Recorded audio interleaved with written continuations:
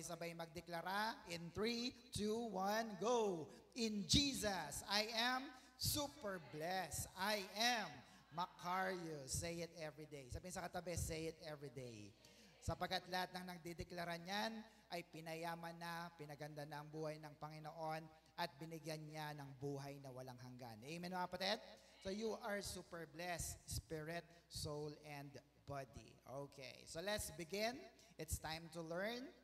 So, ang title ng ating lesson, kung kayo po ay sumusubaybay sa ating YouTube channel, tsaka po sa ating pong Facebook account na Our Christ is Wonderful Missions and Ministry International Pampanga, makikita nyo po na hindi kompleto yung refueling your spiritual joy. Kaya po, binabalikan natin yung ilang mga lesson na hindi po na-record for the sake po ng mga hindi po nakaantabay. Can you hear amen? So, kung alam nyo naman yung lesson, ay baybayin ulit natin because I believe na may mas magandang revelation ng Diyos sa ating mga buhay sa salita ng Diyos. Amen mga kapatid? Amen. So, let's start refueling your spiritual joy. What to do when you're running on empty. Sino po sa inyo ang malakas pa at masipag sa gawain ng Diyos? Taas nga kamay. Sino po ang tinatamad na at parang ayaw nang mag-charge? So, pagka tinatamad na, pagka ayaw nang gumawa para sa paglilingkod, empty na po yan. Empty ka na ba? Hello? Amen? Na para bang kinakaladkad mo ang iyong sarili sa church? Na para lang, sabi kasi ni brother, sabi ni sister, umaten no? So, bakit pag ikaw ay empty, ano pong pinaka-pangit po na mangyayari dyan? Ikaw ay ubus na ang iyong gasolina, ikaw ay unproductive, at pagka ang iyong sasakyan ay laging empty, sirain po yan. Yung mga kapatid, kasi hindi na siya umaandar. Are you with me mga kapatid? So sagutin natin ang napakahalagang tanong, are you happy in serving the Lord? Sige, pumalakpak nga po ang lahat ng masaya na naglilingkod sa ating Diyos na buhay. Amen mga kapatid? Normal may problema. Kahit naman hindi Christian, may problema eh. Tama mga kapatid? Pero ang mahalaga, ikaw ay masaya na naglilingkod sa Diyos. Psalms 37 verse 4. Look at this. Delight yourself in the Lord and He will give you the desires of your heart. No, ang ganda ng New Century Version. Enjoy serving the Lord and He will give you what you want. Amen na kapatid? So enjoy mo lang ang paglilingkod mo sa Panginoon. At habang naglilingkod ka, ibibigay niya ang ano? Ang anumang naisin mo. Name it. Can you hear amen? Amen po mga kapatid. Lalo na pag ikaw ay leader. Tapos nga kami ng mga leaders, yan no? Bawal kayong manghina. Sabi sa katabi, bawal manghina. Bawal kayong kakitaan ng katamaran. Bawal kayong kakitaan ng parang ayaw nang mag-charge. No? Bakit? Sabihin niyo po sa akin kung bakit. Maraming umaasa sa atin. Amen na kapatid? Ang mga tupa natin, ang mga membro natin, kanino sila uhugot ng kalakasan kung tayong mismong mga leader ay bagsak din. Kaya dapat lagi tayong nagpapakarga. Umaasa tayo sa Diyos na palalakasin tayo ng ating Panginoon. Shout amen. Palapakan natin ang ating Diyos sa buhay. Are you still with me mga kapatid? Amen. So, what to do when you're running on empty? Reviewin lang ulit natin. May tatlo po tayong binabagtas rito. The first part of that is understand your personal emptiness. Dapat alam mo na ikaw ay may kahinaan. May kahinaan ka ba? Lagi ka bang malakas? Hindi po. Amen? Pangalawa, remember God's greatness. Sa pagkakataon na bagsak na ang buhay mo, lugmok ka na, dapat makita mo, kahit napakalaking problema, pag inilapit mo sa napakalaking Diyos, lumiliit yung problema na yon. Shout amen. Greatness eh. Great kasi ang Diyos natin. Amen na kapatid? Ang ikatlo ay live under the blessing of God. Manahan ka sa pagpapala ng Diyos. Amen na kapatid? Kasi ang Diyos natin, hindi yan nagkukulang sa pagpapala sa kanyang mga anak. Kaya mong mamuhay ng Macarius life kahit sa mundong ibabaw na ito. Kanya, amen? Ano po ba yung Macarius? Super blessed and happier than happy. You need to re-experience that kung paano tayo pinagpapala ng Diyos para tuloy lang ang paglilingkod. Kaya nga po ako, ang lagi kong prayer, lalo na po sa mga naglilingkod sa Diyos, sa mga care leader natin, Lord, payamanin mo sila. Lord, paasensuhin mo sila. Lord, paangatin mo ang kanilang mga buhay. Ang mga anak nila ay makatapos ng pag-aaral. Bakit? Para ang isipin na lang nila ay maglingkod, maglingkod, maglingkod, pagandahin ang gawain ng Diyos na buhay. Shout amen. Palapakan natin ang ating Panginoon. Are you still with me? Amen. So, let's take a review at silipin ulit natin ano yung napag-aralan natin last time. Number 1 is understanding your personal emptiness. So, ano po yung letter A? Everybody, pakibalik natin. Understanding your personal emptiness. Wala ba dyan? Letter A, your spiritual tank leaks. No? May tagas. Sabihin mo nga, may tagas. Ang alin? Ang iyong tangke. Kaya ka lagi nauubusan ng gasolina. Letter B is, you have put the pedal to the metal. Hindi ka nagmiminor. Sinasagad mo yung apak mo sa gasolina, kaya kakagas mo lang, wala na naman. Bakit? Hindi ka nagme-minor. No? Arya ka ng arya. Lahat ng mga gawain, inatinan mo. Lunes, Martes, Merkules, lagi ka na sa church. Kaya pagdating ng linggo, wala siya. Borlog. Are you with me, mga kapatid? Dapat wag mo ring sagarin ang iyong sarili. Or else, mararanasan mo ang spiritual burnout. Amen, mga kapatid? Yung akala mo, kahit nagtataas ka ng kamay, kahit na nagtuturo ka, hindi man lang tumutulo yung luha mo. Kasi burnout ka na eh. No? Ginagampanan mo na lang ang dapat mong gawin sa loob ng iglesia. Amen? So ang tanong ko ay, nalolobat ka ba? Sino may mga cellphone? Taas nga kamay mga cellphone. Nalolobat ba ang cellphone nyo? Kayo, nalolobat ba? Amen, kapatid? Kung kayo nalolobat, sana po hindi kayo matawag na lobat Christian. Tama, mga kapatid? Amen po ba? Bakit? Yung bang lobat na cellphone nagagamit? Anong ginagawa doon? Inahagis na lang. Bahala ka dyan, lobat ka. Lalo na kung hindi naman kagandahan. Tama, mga kapatid? Amen po ba?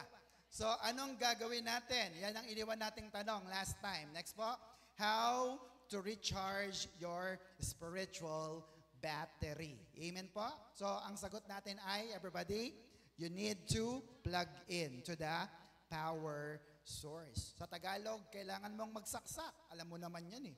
Kailangan mong magsaksak saan? Sa power source. Ibig sabihin, get in contact, get connected. Makisaksak ka.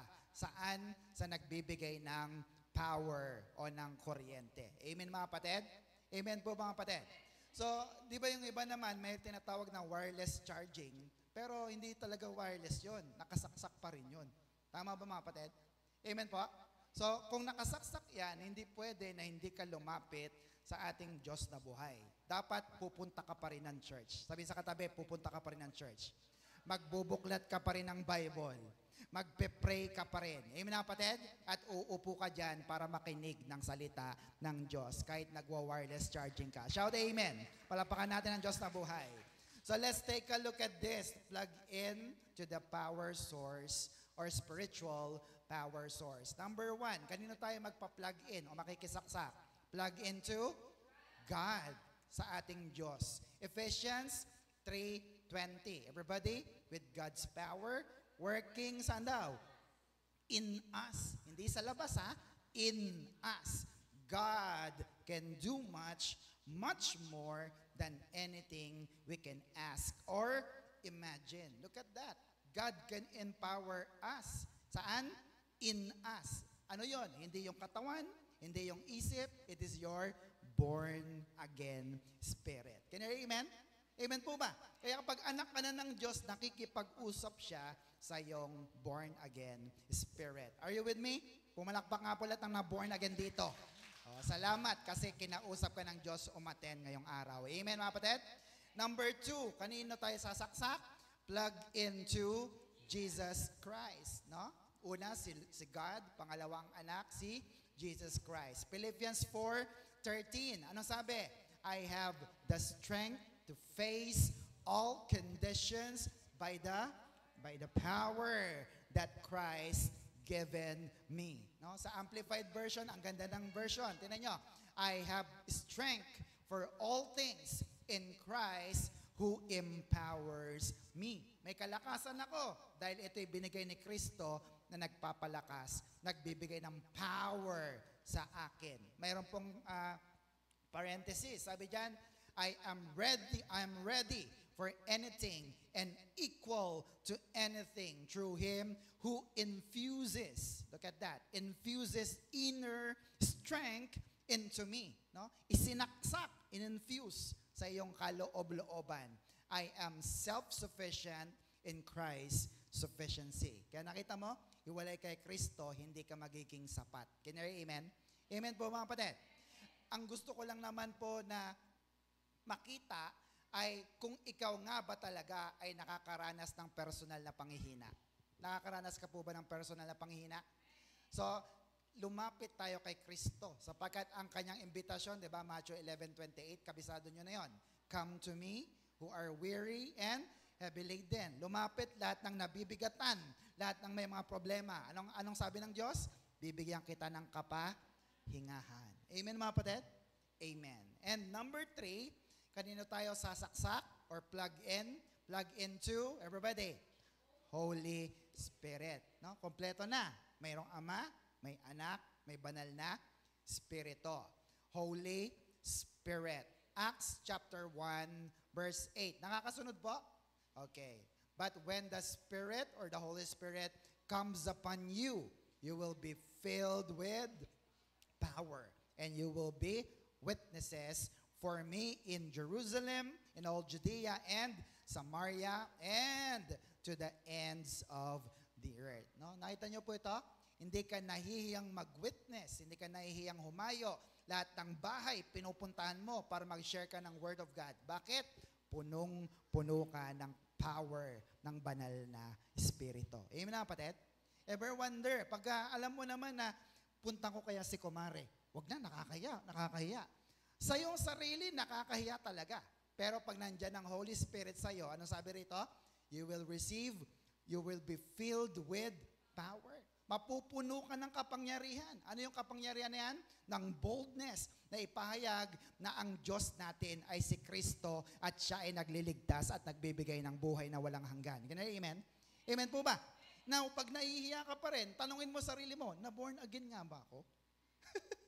Kasi kung hindi ka na-born again, hindi nakipag-usap ang Diyos sa iyo. Amen po mga kapatid? Amen po ba? Lahat ba ng nagagawa natin dito sa loob ng church ay dahil magaling tayo? Dahil ba malakas tayo? Dahil ba mayaman tayo? Hindi rin. Tingnan nyo po. Zechariah 4:6. Then he told me, this is what the word of the Lord to Zerubbabel. Everybody, you will not succeed by your own strength, no? Or power, but by my Spirit, says the Lord all-powerful. Amen na, kapatid? Hindi ka magtatagumpay sa iyong ministry dahil makapangyarihan ka, dahil malakas ka. Bakit daw ikaw ang magtatagumpay? Sa Spirit, no? The Holy Spirit ng ating Diyos na makapangyarihan. Shout amen. Kaya palapakan natin ang Diyos na buhay. Kaya pag walang Holy Spirit, wala kang kalakasan. Amen na, kapatid? Tandaan po ninyo, hindi tayo ang nagbabago ng tao. Ang banal na Espiritu ang nagbabago. Ang kailangan lang natin gawin ay magpalukob sa banal na Espiritu para magamit tayo na sabihan sila, mahal na mahal din sila ng Diyos na buhay. Shout amen. Palapakan natin ating Diyos na buhay.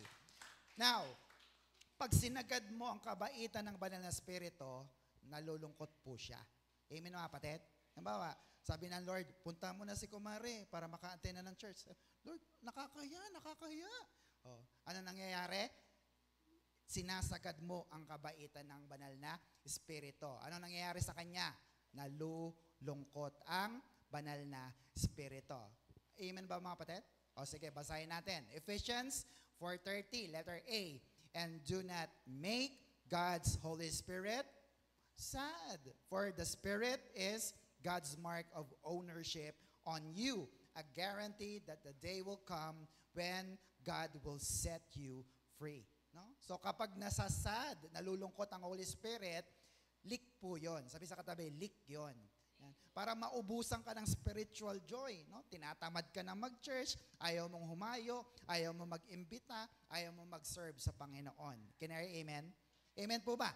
Ganito pong sabi ni King David, Psalms 51, verse 11 to 12.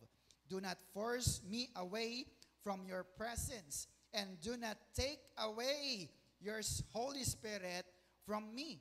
No, Panginoon, huwag mong kunin ng Holy Spirit sa akin. 12, restore the joy of your salvation to me and provide me with a spirit of willing obedience. Nakita niyo po yan? Kapag wala ang Holy Spirit sa atin, nawawala ang ano? Anong unang nawawala? Sabi ni King David, letter J. Ano yung nawawala? Joy. Sabi mo nga, joy. Ano pa? Willingness to obey. You see that? Pag wala ng Holy Spirit sa'yo, malungkot ka lagi, problemado ka't aburido, at ayaw mo nang sumunod sa ating Diyos na buhay. Can you hear amen? Kaya ano nangyayari sa tao? Nagiging matigas ang ating ulo. Ano bang isabihin ng tao? Tigas ang ulo. Tao. Amen mga kapatid? Amen po ba? But let me explain this. Kasi po, in the Old Covenant, sa panahon ni King David, ang Holy Spirit po, hindi permanente. Sabihin mo nga, hindi permanente. Yan. Ibig sabihin, hindi siya nag-i-stay sa tao. Kagaya po na nangyari kay King Saul. Let me show that. 1 Samuel, 16 verse 14. Tingnan niyo po.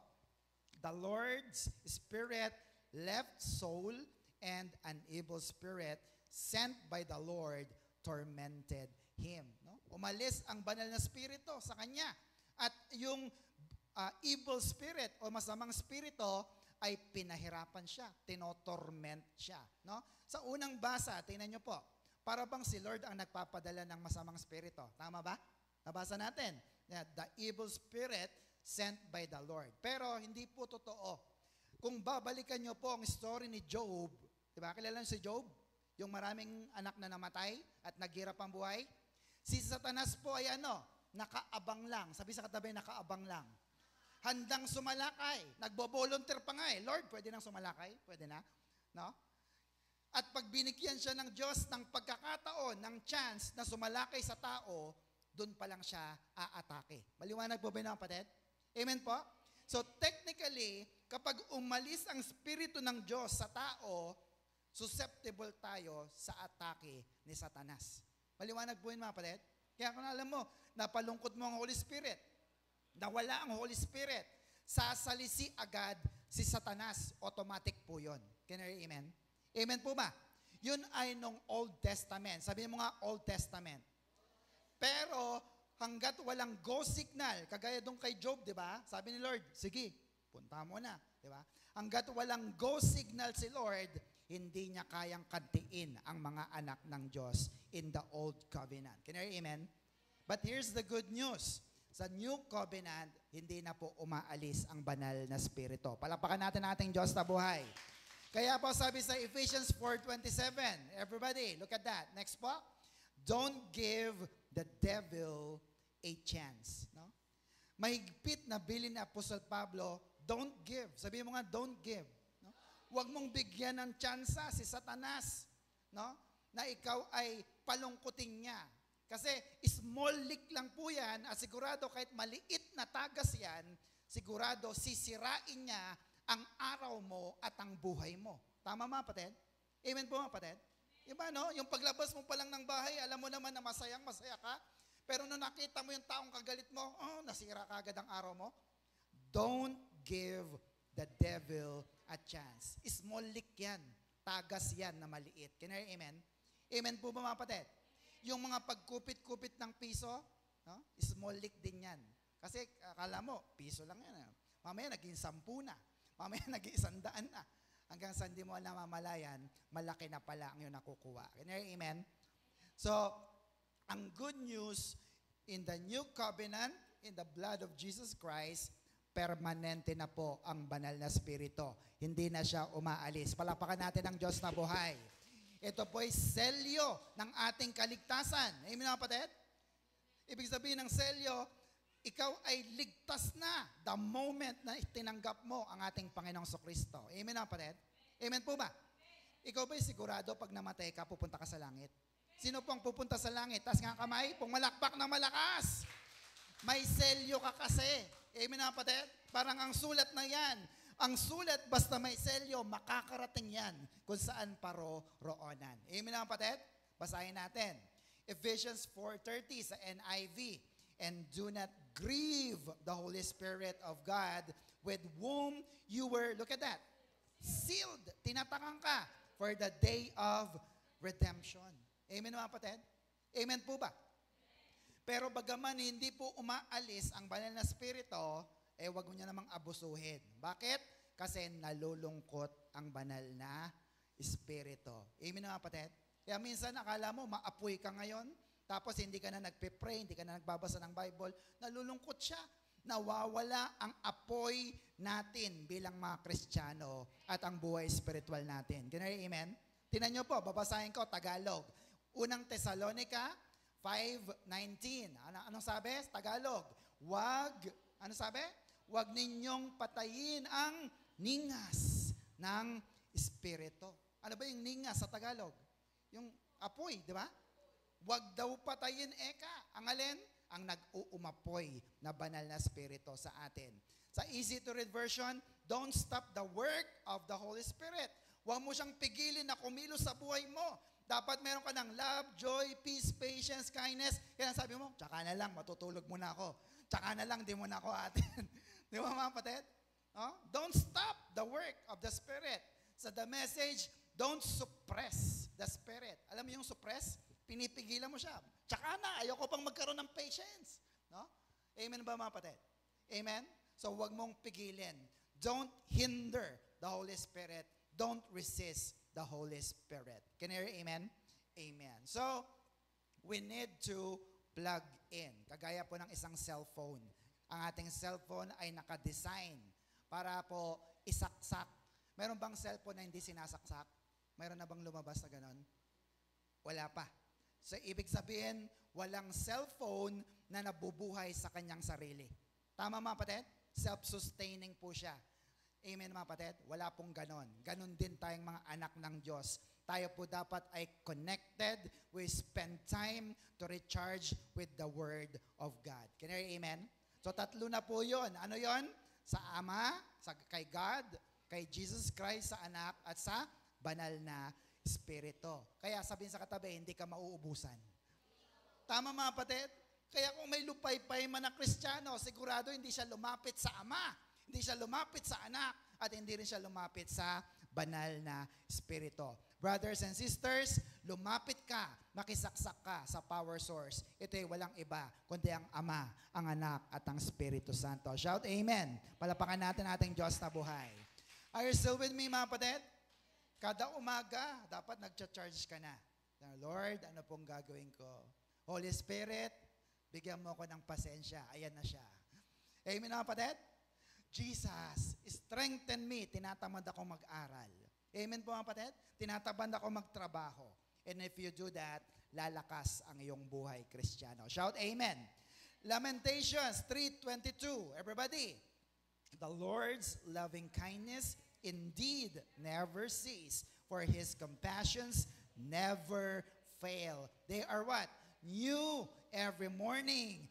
Great is your faithfulness. Shout amen. No? Ang lahat ng pagpapala ng Diyos, bago bawat umaga. Kaya kung ang ginagamit mo ay luma pa rin, ikaw na ang may problema, hindi ang Diyos. Amen na kapatid? Sabi niya, no? They are new every morning. Great is your faithfulness. Shout amen. Palapakan natin ating Diyos na buhay. Are you still with me? Amen. At ang pangatlo, pinakahuli sa understanding your personal emptiness, letter C, everybody, you have filled up with wrong fuel. Sa Tagalog, mali ang ikinakarga mong gasolina. Mali ang fuel mo at delikado yan. Sabi sa katabi, delikado yan. Tama ba mga kapatid? Amen po ba? This is an idiomatic expression. Ibig sabihin, wrong fuel means wrong source of strength.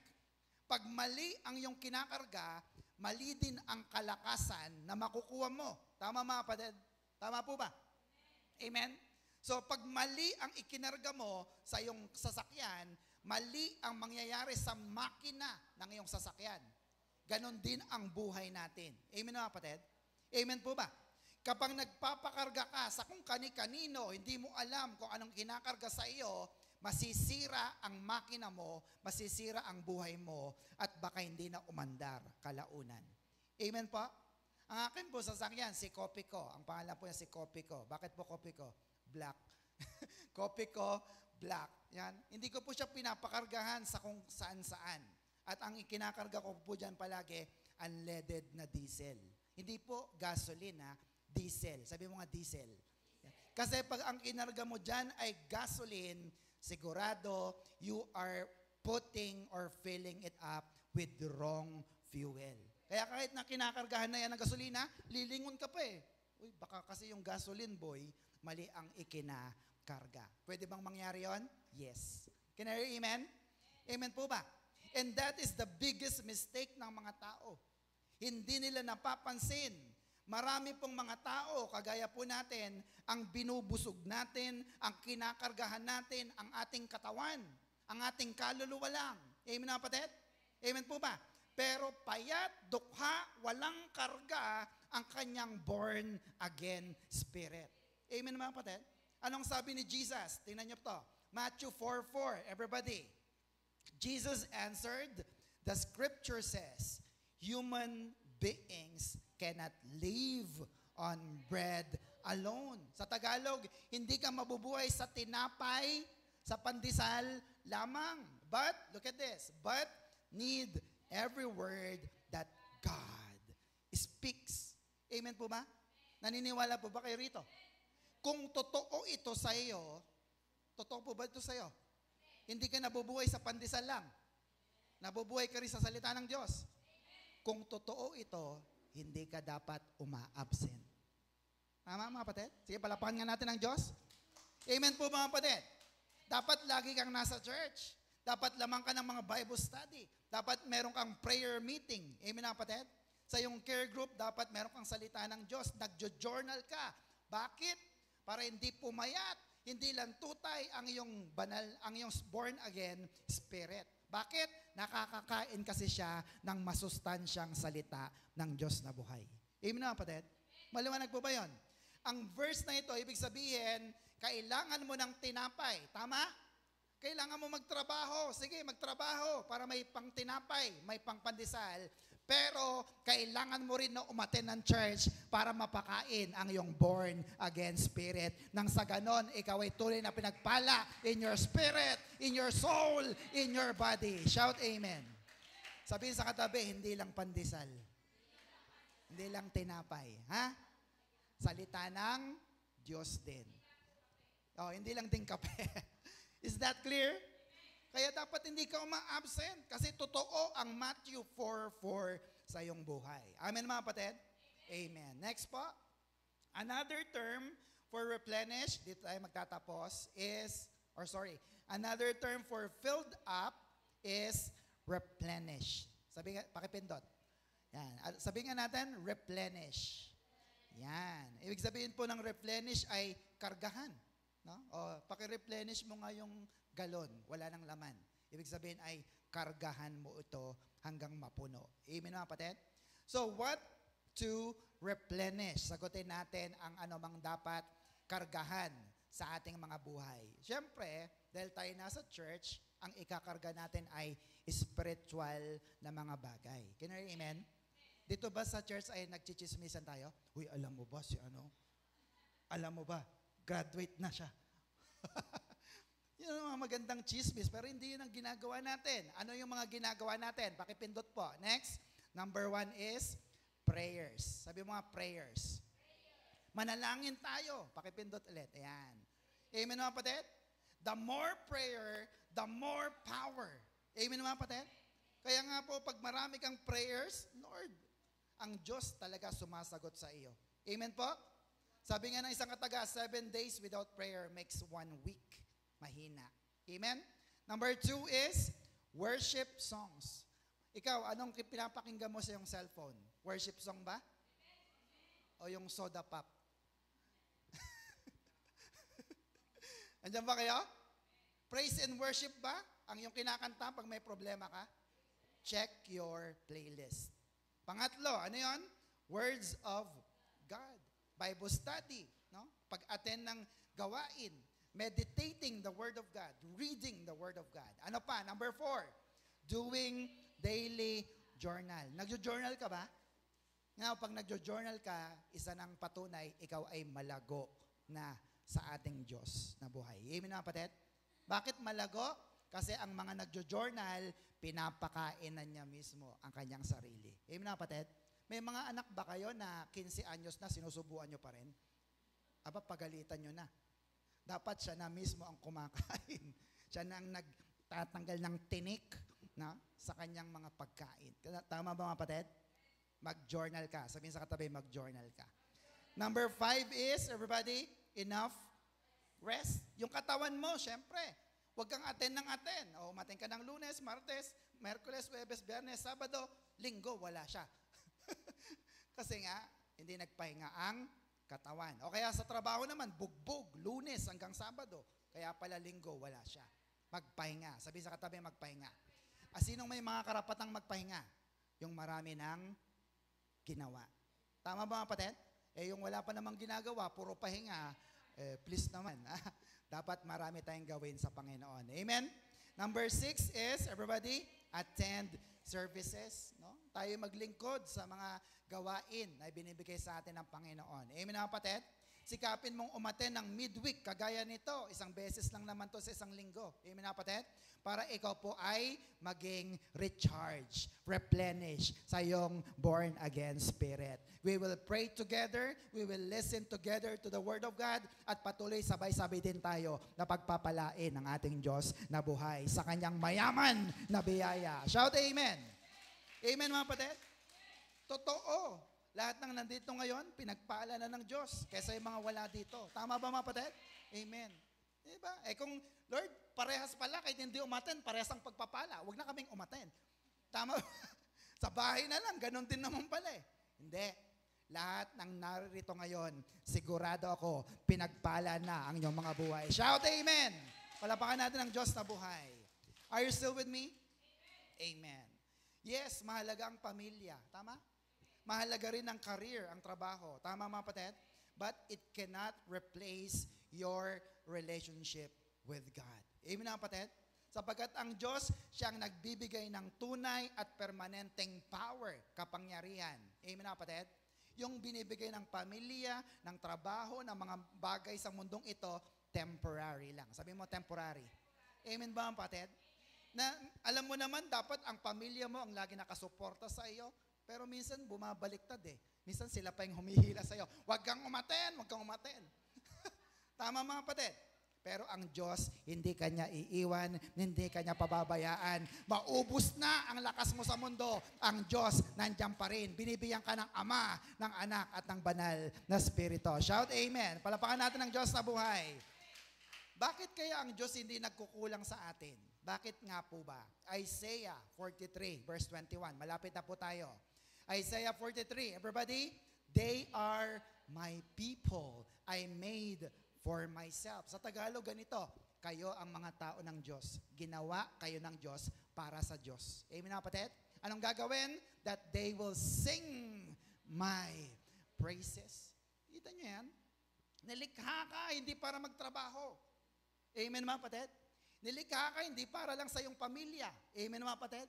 Ikaw ay inilikha para magpuri, para umawit sa ating Diyos na buhay. Can I amen? Amen po mga kapatid. Dapat manatili ka saan? Sa presensya ng Diyos na buhay para ikaw ay ma-recharge. Can I amen? Amen po ba? Laman ka ba lagi ng simbahan? Laman ka ba ng mga gawain?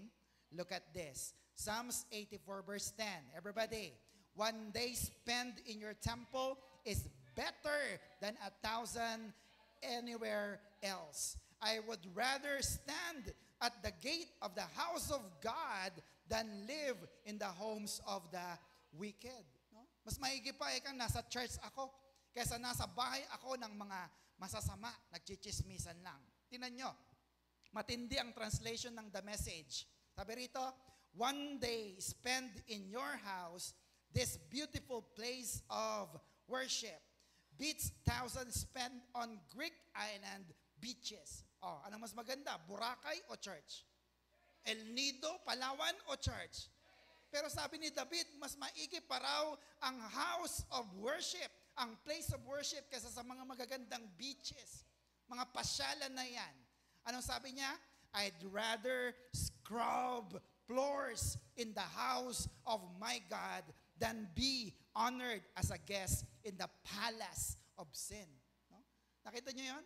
Mas pipiliin pa raw niyang mag-is-is ng sahig, ng upuan, ng electric fan, ng mga kortina ng church, kaysa makipag-umpukan sa chismisan, magbarahan na lang kung saan-saan, at gumawa ng masasama at kasalanan. Can I hear amen? Amen po mga kapatid? Now, kapag nasa church ka, at para bang sinisilaban ng puwet mo, ang tagal namang mag-preach nitong pastor na to. Pag nasa church ka, at naiinip ka, ibig sabihin, hindi mo na i-enjoy ang presensya ng Diyos. Do you enjoy the presence of God? Pumalakpak nga po ang lahat na nag-i-enjoy. Ibig sabihin, hindi ka napapagod, hindi ka nanghihina, at binubuhos ng Diyos ang blessing sa lahat ng nasa Kanya. Shout amen mga kapatid. O basahin natin, last 3 verse. Psalm 16:11, you make known to me the path of life. Look at this. In your presence, there is what? Woo! Fullness of joy. At your right hand are pleasures evermore. Amen na kapatid? Kaliwat kanan, kamay ng Diyos, joy. Sa right hand niya, pleasure. Amen na kapatid? Siya ang magpapasaya ng iyong buhay. Amen na kapatid? Kaya nga kahit galing ka sa trabaho, galing ka sa work, umattend ka ng church, nagpa-practice dito, uma-attend dito, naglilingkod, hindi ka napapagod kasi pinapasaya ka ng ating Diyos na buhay. Shout amen. Amen. Nehemiah 8 verse 10, letter B. Today is a holy day for the Lord. Don't be sad. Bakit? Because the joy you have in the Lord is your strength. Kanta to, di ba? The joy of the Lord is your strength. No? Babad lang sa presensya ng Diyos. Amen mga kapatid? Kasi kung babad ka sa cellphone, babad ka sa TV, sa chismisan, sa sugal, sa food trip, sa pasyalan, sa party-party, manghihina ka. Amen mga kapatid? Masama bang mag-party-party? Hindi naman. Sabi sa katabi, hindi.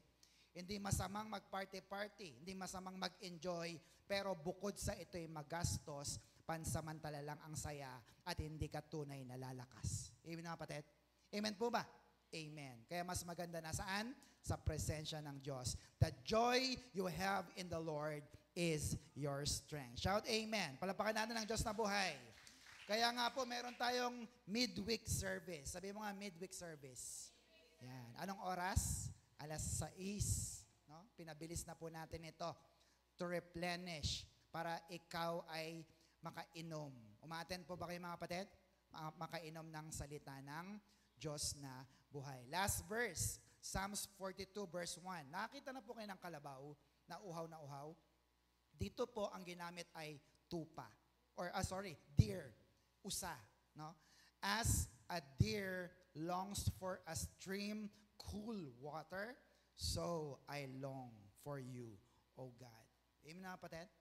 So, replenish, reload, refill, magkarga ka ulit. Salinan mo ang iyong spirito ng mga salita ng Diyos para lumakas ka ulit and bring your family, bring your friends sa gawain ng Panginoon para lahat tayo makarious, happier than happy in Jesus Christ. Shout amen. Palapakan natin ating Diyos sa buhay. Nauuhaw ba kayo sa Panginoon? Pag hindi ka na nauuhaw, baka iba na ang kinakarga mo. Amen na kapatid? Dapat ang kinakarga mo lang, walang iba kundi ang Diyos na buhay at ang kanyang salita. May natutunan po ba kayo? Amen. So next, to be continued, alamin natin kung papaano makakaiwas sa personal emptiness. And there are 3 signs or 3 types of road signs of personal emptiness. Sabihin sa katabi, huwag kang mawawala. Yan. May natutunan po ba kayo? Recap tayo. Reviewin natin ang ating napag-aaralan. Upo ng maayos. Understanding personal emptiness. Letter A, your spiritual tank leaks. Tandaan mo yan. Letter B, you have put the pedal to the metal. And letter C, you have filled up with wrong fuel. Check mo yan. Baka empty ka na. At pag hindi ka nag-replenish, hindi ka kagad nagpakarga, masisira ang iyong makina, masisira ang iyong sasakyan. Kaya karga na sa Panginoon. Amen mga kapatid? What is our Macarius challenge, everybody? Replenish your spiritual life regularly. Sige po, tayong lahat ay tumayo. Hallelujah. Panginoon, salamat po sapagkat itinuro mo sa amin ngayong araw na ito na hindi pala kami dapat uma-absent. Dapat pala, Lord, lagi kaming laman ng iyong mga gawain. Lord, salamat po sapagkat binigyan mo kami ng church na napakalapit dito po sa San Jose, San Luis.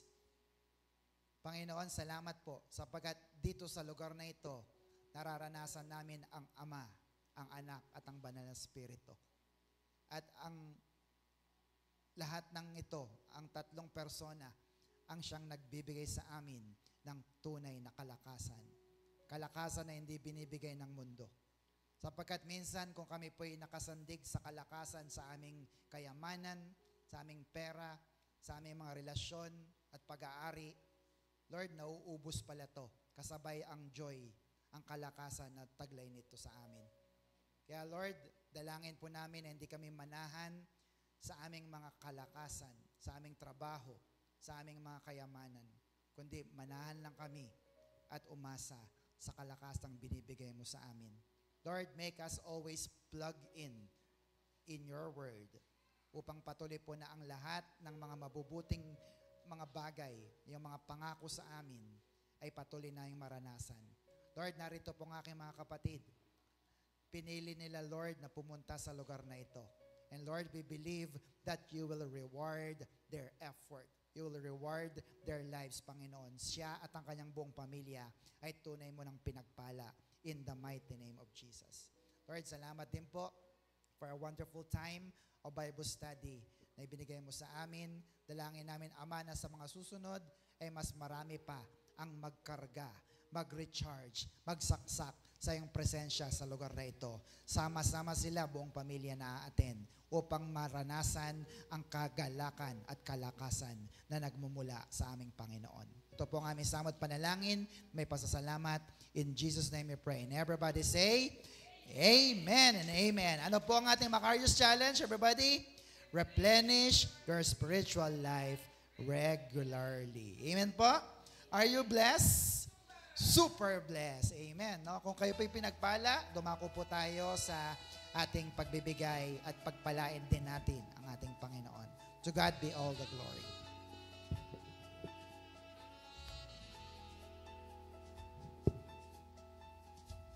Praise God. Hiningal ako kasi galing ako labas. Amen. Nakuha na po ba natin ang ating... Good day, brothers and sisters! May natutunan po ba tayo sa ating lesson? Kung yes, pakilagay sa ating comment section. At kung nagustuhan mo ang video na ito, marami ka pang makikita. More like Sa ating YouTube channel, The Master Teacher TS. Thank you for watching. Stay super blessed and stay Macarius!